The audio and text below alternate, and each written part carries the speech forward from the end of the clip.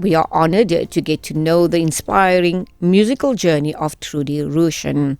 Growing up in a home filled with music, thanks to her mother, the renowned opera singer May Abrahamse of the Eoan Group.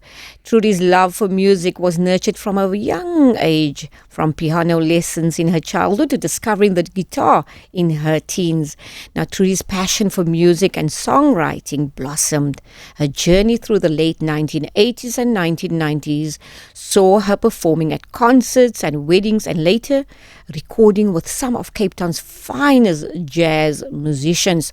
Now, after a brief break, she returned to the music scene in 2003. So forming a duo and collaborating with various talented artists.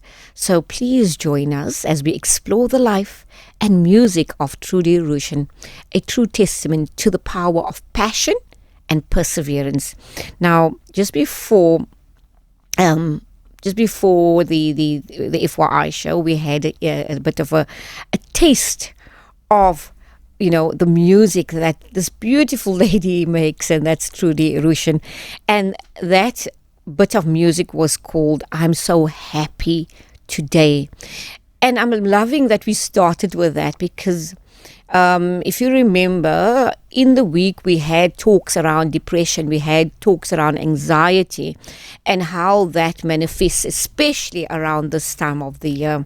So this is a good reminder, Trudy giving us this reminder. Let us be happy today. And I'm extremely happy, Trudy, to have you in studio. Good afternoon and welcome. Good afternoon. Thanks for having me in the studio.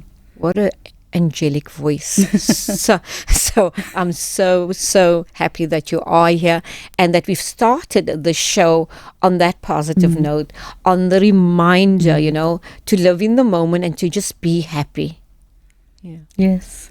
Indeed. I actually wrote that song when I was driving home from a radio interview many years ago, and I was just, everything sort of comes together, the weather, the emotions and everything, and they sort of give rise to a song. But I got a bit stuck, and then one night I dreamt the middle of the song, and I woke up and I just quickly finished the song. Wow. So those things when do you say happen. many, I know we jumping the gun, but Yes. I'm just like, so when you say many years ago, right, what are we talking about? This song I wrote in 2011. Okay. All right. We're going to get there, how this all started. And as I've mentioned, it started in the early years, with your mother. So can you tell us about your earliest memories of music in your home? So my mother was obviously in the opera world, and so her style of music was very different to what we listened to and what my sister and I eventually went into. But, just having someone at home who was always singing, always humming, always rehearsing. Sometimes people would come and rehearse at our place, stand around the piano and so on. And there was and my mother was always playing her LPs, Yes. the Maria Callas and those opera greats. And so, and I think just our community at that time, there was no TV. We listened to the radio. So music was always around, And at that time at school, we learned music as well. Yeah. So, music was just a big part of life. Speaking of school and learning music, did you play an instrument in school? I remember, being in school, the famous instrument was it the flute? Yes, the recorder. The recorder, yes. I don't even know if I did that. We sort of learned class music where you played these little percussion things and so on. But I didn't take music as a subject at school. It was more like class singing and being able to read the basics and so on. All right. So let's come back to, the one that influenced you, I think, and that being your mom, May Abrahamse. So how did mom influence your musical journey?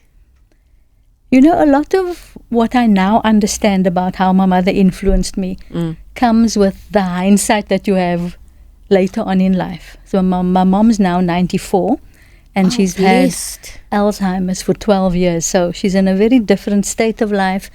She doesn't obviously sing out anymore. And for a long time, the music part of her brain wasn't affected. She could still read music and play the piano and so on. But in recent years and months, not so much. But I think my her obvious passion for music was just, it was just there. it oozed out of her, and there was so much joy in her, around her music, that it just made her this sunny person.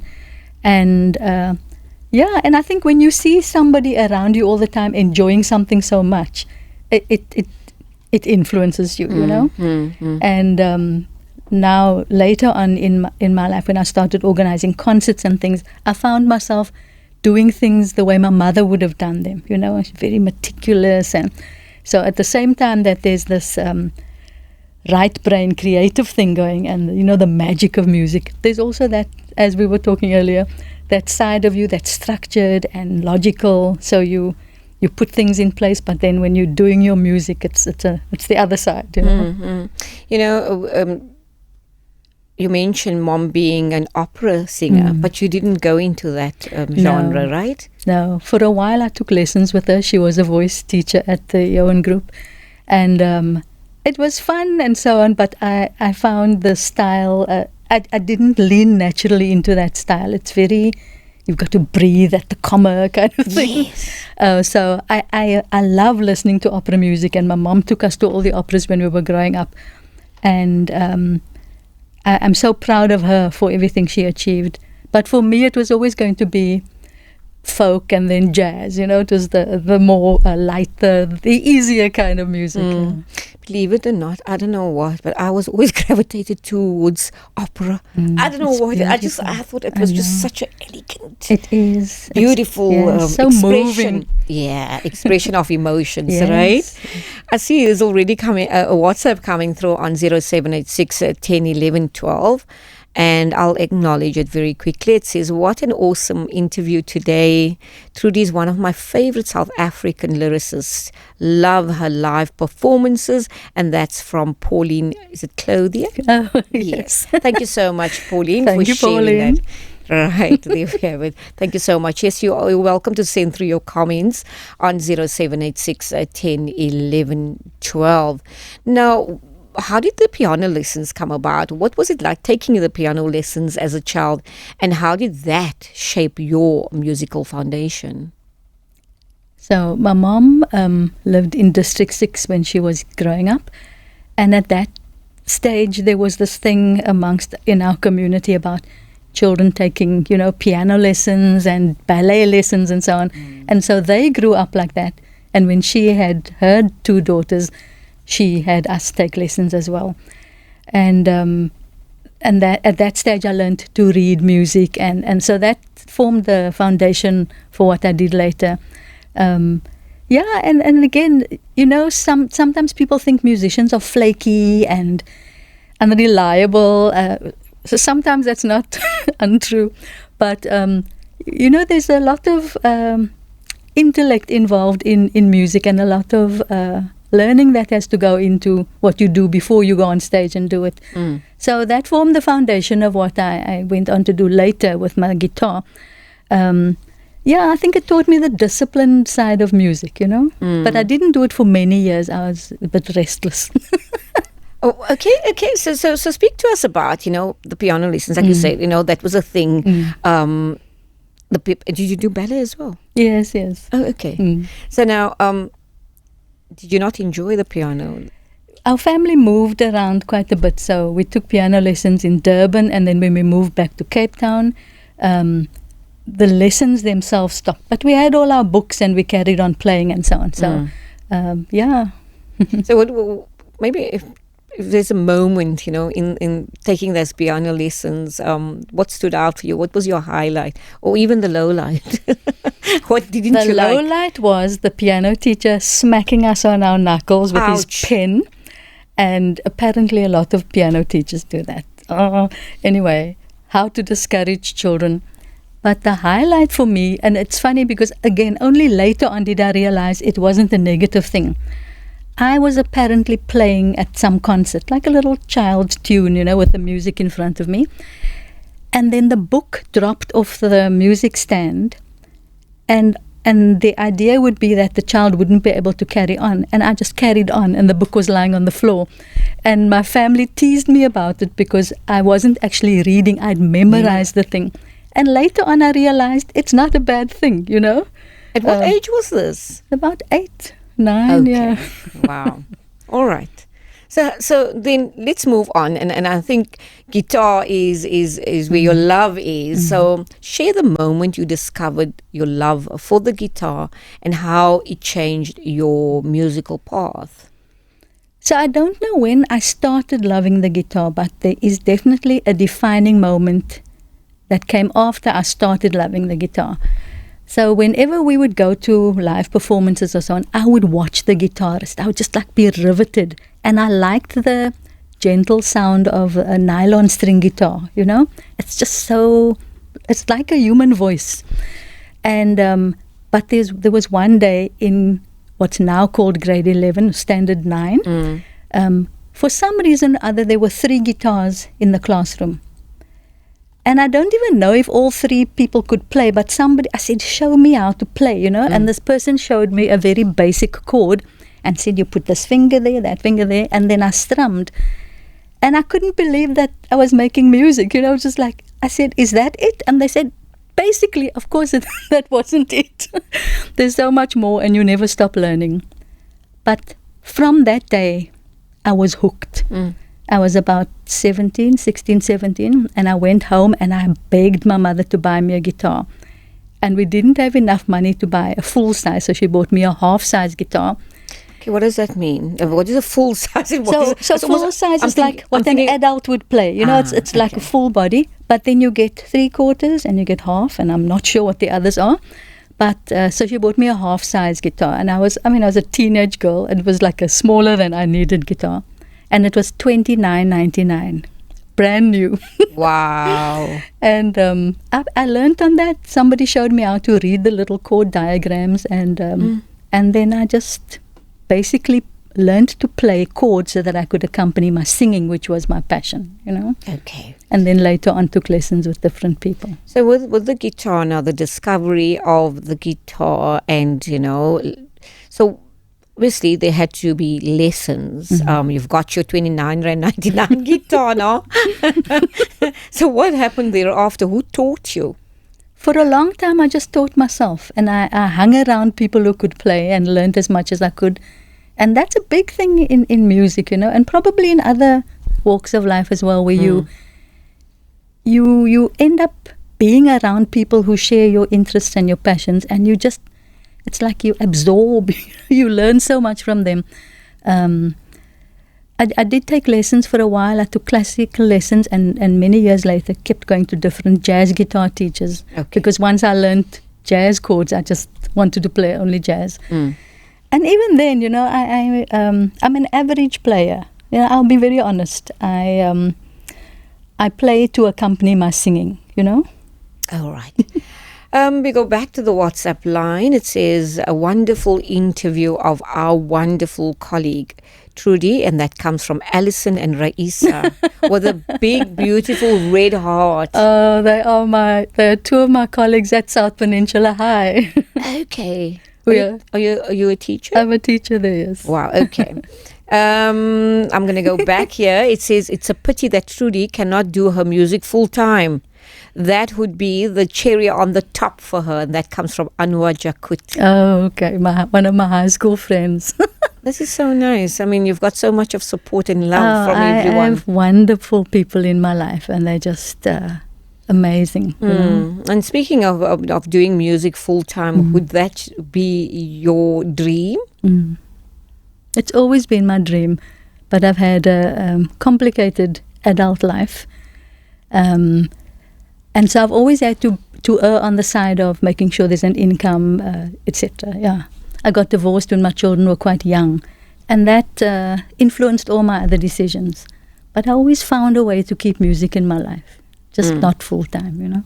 We spoke about, you know, those moments that you discovered the love for the guitar and how it changed your musical path and how you taught yourself, and of course going through the challenges that you did. But also, let's speak a little bit about your the composing of your own songs and what inspired your songwriting.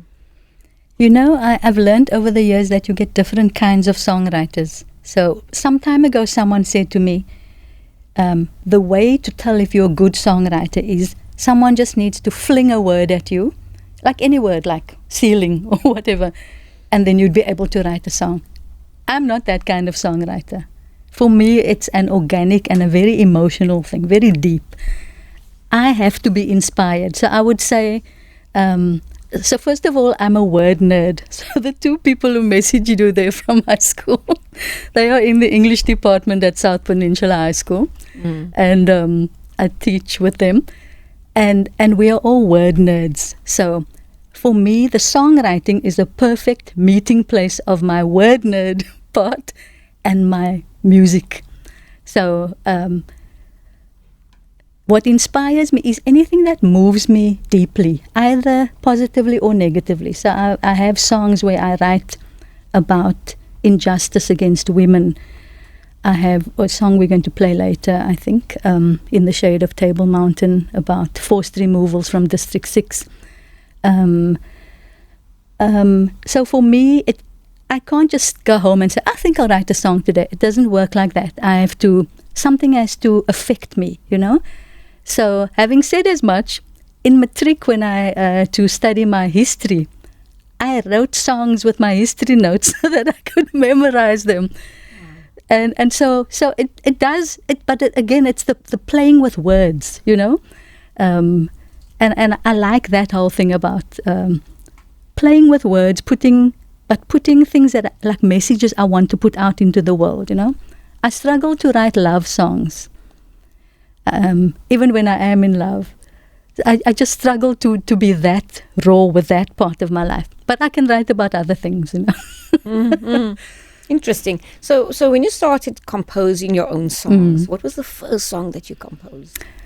I was sitting on a little wooden pier somewhere, and I was just very moved. There was a stream and whatever, and I think I still had my 2999 guitar with me, and I could play more than 3 chords at that time. And I just wrote a very simple song, and it was about being at peace with the whole world. And it's interesting to me that I wrote that when I was about 18, because I'm that same person now, you know. I'm moved by nature. I'm moved by serenity, by people who radiate peace and that kind of thing. And so it's interesting to me that one of my first songs was I'm at peace with the whole world. I can't remember the other words, probably scribbled down somewhere. But that was just sort of the early writing, you know. Later on, I remember writing songs about... I wrote a song when my sister got married. We were just 2 siblings. And she was now moving out to go and live with her husband. And I was alone. We had shared a bedroom. And it was so weird for me, you know. And so, but I write like I would speak, you know. Yeah. And then the songwriting continued. Yes, and what... you know, you get many different kinds of musicians. So I've never been taught to write songs. And there are people who do teach that as a skill. And obviously there are very technical aspects to writing. But I like writing organically. And as I said, as a word nerd, I like playing with words. There was a musician I worked with somewhere along the way who influenced my writing a lot. More from the music side of it, but it definitely influenced my lyrics as well, you know. Speaking of influencing you, so let's speak about those people that played such a big role in your life in terms of, you know, those that you worked with, those that you performed with. So there were, if I think of my music career thus far, I would say there are 3 distinct phases. The first phase, I was in my 20s. I stood in front of a band with only men playing instruments and sang at clubs and that kind of thing, and at functions, you know. And then I took a break from music for a while. And when I came back, I would say the second phase started, which was I had a better idea of who I was and how much agency I had in my music life. So instead of, like before when I was younger, singing whatever the band told me to sing, singing it in a key that wasn't comfortable for me because it was comfortable for them. So it's like my music life mirrored my own growth as a woman. And so then I situated myself in duos, and that's where I learned a lot from people. So the first duo partner was Keith Tabisher. And he's a guitarist. He's a brilliant guitarist. Plays across different genres, classical, jazz, etc. He's a music curriculum advisor in the WCED. We were at high school together, but we weren't really friends then. And we still work together whenever we can. And I really learned a lot from him. He's extremely accomplished. And you learn a lot when you just work with someone, just working with them, performing live, rehearsing, etc. Another person who had a huge influence on me is another guitarist, Wayne Bosch. He and his family moved to Pretoria a few years ago. But I met him when I went to jazz workshop to take more guitar lessons. And he became my teacher, and we got along so well that within a few months we were gigging together. And when he found out in our lessons that I wrote my own material, he said, I'm going to teach you the theory that I would have taught you using your songs. And then for homework, he would give me an assignment to write a song using a particular technique or a particular thing in music. And so a lot of my songs that I wrote while I was working with him were influenced by him giving me homework assignments, and that was nice because I'd been just writing organically, just like doing my own thing. It was nice for someone to say, I notice in none of your songs do you change key. I want you to go home and write a song where you change key halfway through. That was a challenge, and I liked it. I liked someone pushing me out of my comfort zone. And then I also worked with the late Errol Dyers. So I love working with a second guitarist who plays much better than I do. And Errol had a thing where he didn't like playing American music. He liked playing South African music, and he really liked working with people who were doing their originals. And he celebrated that about people.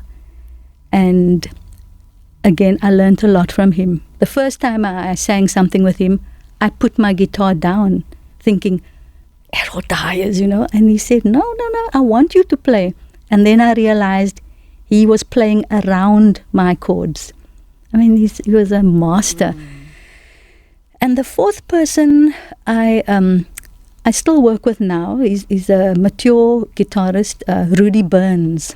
Also someone who's got a wealth of experience. And all of these people have wide repertoires, so I can sing a song from the 1920s, they would know it, the 1950s, whatever, recent things. They just, they're lekker to work with because they have such a broad frame of reference. Yeah. And so Rudy and I, we work together at functions and things like that. And you just play your 3 sets of whatever you feel like, Wow. It's fun. Indeed. A listener wants to know, Assalamu alaikum. I'm listening on the radio right now. This is so inspiring, especially for young Muslim girls. So the listener asks, is there maybe any piano lessons that are available anywhere in Cape Town? Shukran so much. I don't know. There are teachers, and I know some moms prefer, especially their daughters, to be taught by a woman. And there are women musicians out there who teach. Yeah. All right. So if you need me to send you some information, I can do so. All right. Thank you so much for that. So now you spoke about those 4 great people that you worked with. And so tell us about your first, public performance. And that and how that helped you grow as an artist. That must have been really nerve-wracking, eh? So my very first public performance was when I was 6. Oh, my sub-A teacher got me to stand on the table and sing for the school inspectress because she knew my mother was a singer. And she was basically boasting to this inspectress, this is May Abrahamse's daughter. and I had to sing a little religious song. I can't remember much about it. I think I was just a very naive little kid who my teacher told me to sing, so I sang. But later on, I think it was more around about high school time when we would sort of sing at school with different things. And then more for me, my performance life mainly started when I was at college. After high school, I went to Eoan, Teacher Training College. Yeah. And then we were more, I think I was braver. I had found my courage. And I also found other people who were as, we were quite, what's the word? Not reckless, but we weren't fantastic. But we just, I suppose it's like youthful optimism, where you take more risks than you would later on in life. And it was always fun, Some of the time it was serious. For example, I think in my first year at Eoan, 1980, there were extensive student boycotts, and we sat in the hall. We couldn't go to lectures and so on, and we sang freedom songs, And I'm still friends with some of those people today. We sat in the hall. We played our guitars on the stage. We led the singing. So the music was always part of the important things in life, man. You know? Trudy, can you remember your very first solo performance, with your guitar? And I'm going to be performing for quite a big crowd now. I actually can't remember the very first, but I know I would have sung a folk song, something like Time in a Bottle, or a song called Today. Today while the blossoms still cling to the clouds, something like that. Not to the clouds. But anyway, it would have been that kind of thing. And later on by the time I started singing jazz, I was a lot braver. Thank you so much for that. Trudy, so how did you experience performing with the duo Flipside and other bands in the late 1980s and 1990s? How did that shape your career? Right, I forgot about Flipside. Flipside was the first professional unit that I played in, and that was with another phenomenal musician, Eddie Peterson. So that was the first time I actually earned money from singing, and we would play in restaurants and, again, functions, people's house parties and things like that. What that taught me was the importance of going up on stage, being well rehearsed. And I think once I started earning money from singing, I realized that there was a serious side to it as well, But I think one thing that I've learned over all the years is that who you perform with is very important. There has to be synergy beyond the stage. And also, I suppose in every walk of life, you have people who have big egos. And in music, you get quite a bit of that. So the people I end up enjoying working with are the people who are very down to earth. And they are all about the music, So I know you hear lots of negative stories, especially about women in music. And that my own journey, as I said, as a woman, has made me very discerning about who I work with, how I'm treated. If there's any sign of disrespect in any way, I'm not working with that person again. If they cross the line in terms of professionalism, I'm not so keen to collaborate with them. I just want to make music with people who want to make music, And have fun when you're doing it, and just know what's appropriate and what's not appropriate. Indeed, good lessons for us, Trudy. So thank you for that. So what was the significance of recording your original songs with the Cape Town jazz musicians? That's in 1997, right? And how did it influence your music? So I'd been writing songs since shortly after I started playing guitar in 1978. So by 1997, my songs were much better than they were when I started. And, I would play them to my friends and so on. And people would say, hey, you should sing those songs in public. But I wasn't singing my own songs in public at the time. And other people had to give me the perspective that the songs were worth not just singing but recording and playing on radio and so on. And then I had been taking voice and guitar lessons at Jazz Workshop at that time. And so a couple of the people involved in Jazz Workshop, including Merton Barrow, the owner of the school, I asked them if they would record with me. And Merton is a very, very talented, very gifted musician who has taught and mentored so many people. He wrote out the parts for every musician. He wrote out the piano part, guitar, everything, including the drums. And by the time I chose the musicians, we could give them each their music. And we went into a studio in Wales Street. I don't think it's there anymore. It was called the London Connection. And we recorded 4 or 5 of my songs. And it was fantastic. I love being in a recording studio. It's like nothing else. It's a little bit like radio. I suppose it's the hearing your sound in a different way and so on.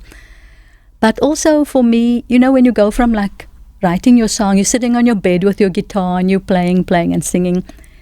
It's so different when a whole band is playing your songs, So that was very exciting. And then when I played, I gave little. At that time there were no CDs or DVDs. So all my demos were on cassette. And I gave the cassettes to, colleagues and friends and so on. And then somebody through his connections got me to sing those very songs at the Jazzathon in 1998. It was early days of the Jazzathon at the waterfront. And that was very exciting. So in terms of an immediate spin-off, it was to be able to sing at a place like that, at the waterfront, and I'd love to do it again. And just to work with really accomplished musicians, And I think after that I became a lot more comfortable with performing my own material, and I realized that they were decent enough to be played in public and that people liked them. You never know if people are going to like your originals or not. True. I'm going to go back to the WhatsApp line very quickly, and it says here, I am a 77-year-old listener who admires local music. Trudy blessed me with music at my 70th birthday celebration, and it made such a difference. My guests will still speak of her talent. I am astounded by the wisdom she shares through her music. Your interviewing techniques are top-notch. Shukran so much. And again, it's Cecilia Clothier. Okay, how lovely. Okay, so you really made her 70th birthday, and it comes back to happiness and sharing that happiness with others. I actually through music. I love performing at these kinds of gatherings where everyone's there, everyone's in a celebratory mood, weddings, birthdays, anniversaries, sometimes even just a family having a family gathering at the house, and they plonk a few musicians in the garden. And somehow it all just works seamlessly, and you get caught up in the happiness of other people. Yeah. On the other extreme, I don't like singing at funerals. I used to before, but it's very hard for me not to feel the sadness so much that it affects my voice. And I do sing at memorials because it's different, It's like there's some time distance and the body's not there, like in a Christian funeral, the body would be there. But I like singing at celebrations. And some of my favorite gigs have been on farms, wine farms where people have their weddings. I just love that combination of sky and trees and music, and happy people. Indeed, happy and people. And food. Let's not forget. Absolutely. So let's speak after your break from music.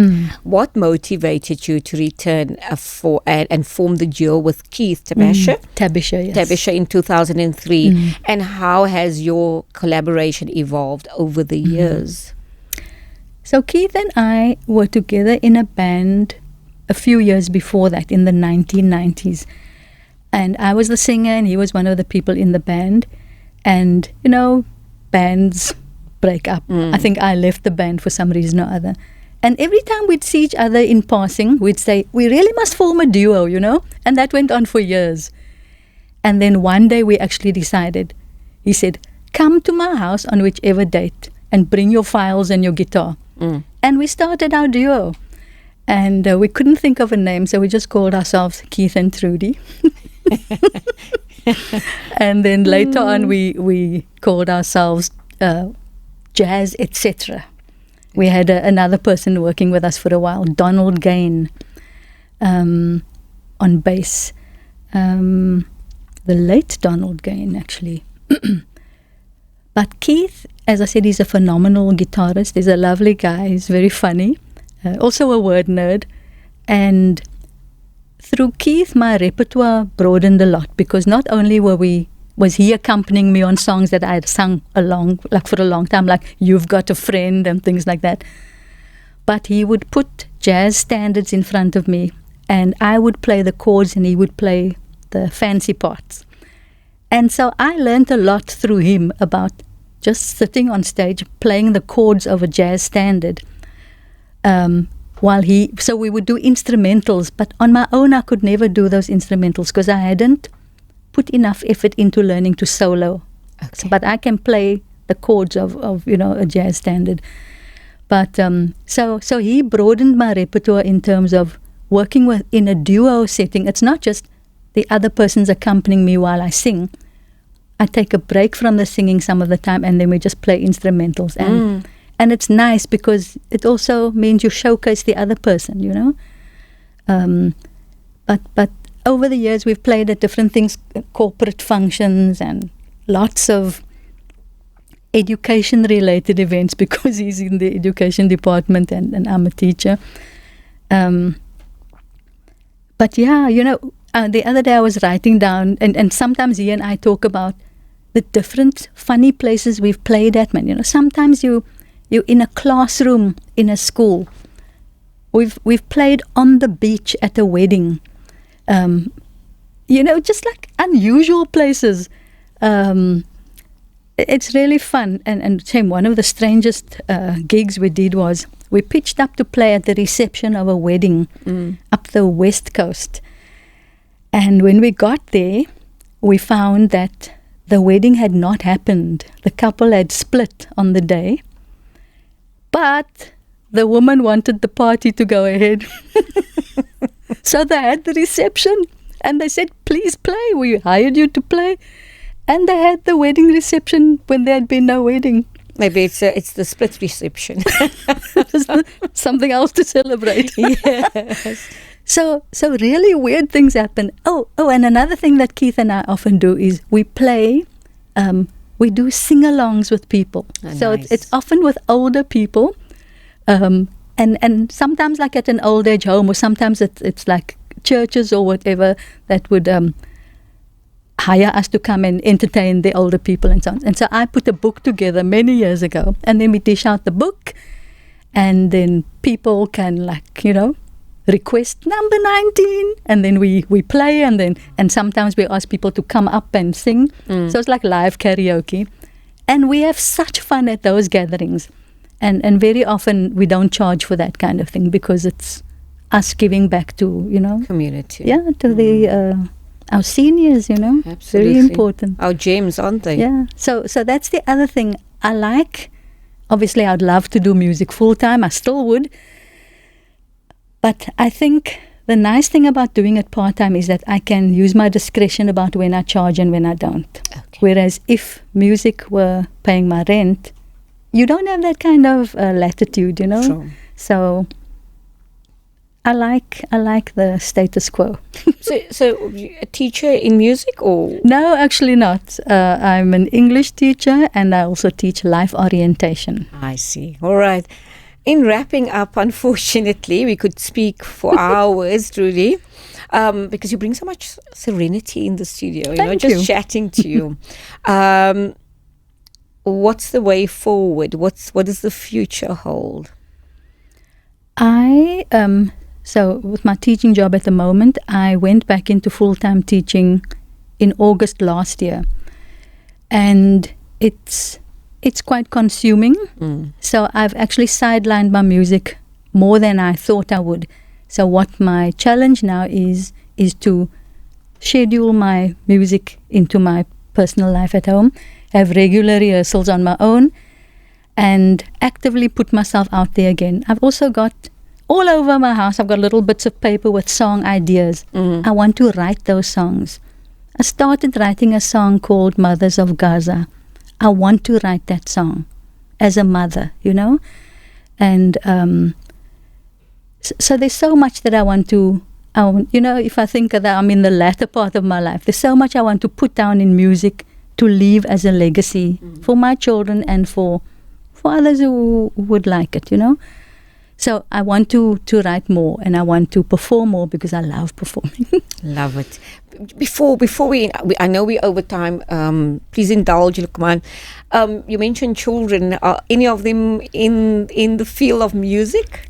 Yes, I have a son who's 29. He plays piano and drums, not professionally, but he's very good. And then my daughter studied at Waterfront Theatre School, so she's a full-time singer, actress, etc. Yeah. Awesome. Trudy, thank you so much. It's such a pleasure. Just maybe a message to your buddies. I mean, you've got so many people messaging you, so just in your final thought that you'd like to leave us with. Thank you so much to everyone who's supported my work, my concerts, who've told their friends about it and brought them along.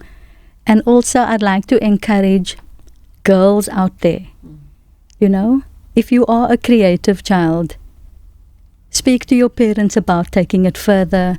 Own that kind of thing about yourself. You're not weird, you're not crazy. If you are a writer, write. If you are someone who likes singing, you know, do that and find your niche. You don't have to be like other people who go on stage with no clothes on. You can be your version of that, you know. Be true to yourself. Authenticity indeed, and Exactly. that is what we have here in the form of Trudy Roshin, a singer, songwriter. Thank you so much and all of the best. Thank you so much. It was a pleasure.